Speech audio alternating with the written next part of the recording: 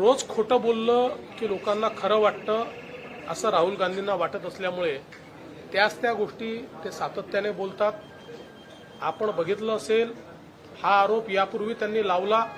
सप्रमाण निवडणूक आयोगाने यापूर्वीच्या निवडणुकात किती वाढले होते त्याच पद्धतीनं आता किती वाढले, सगळं सप्रमाण दिलं।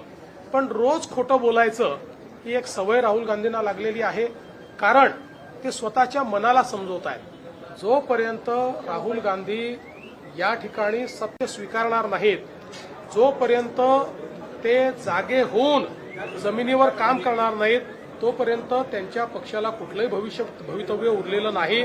आणि म्हणून मला असं वाटतं की या ठिकाणी स्वतःशी खोटं बोलून स्वतःला दिलासा देण्याचं काम हे राहुल गांधी करता आहेत आणि महाराष्ट्राच्या जनतेचा, आमच्या लाडक्या बहिणींचा अपमान राहुल गांधी करतायत।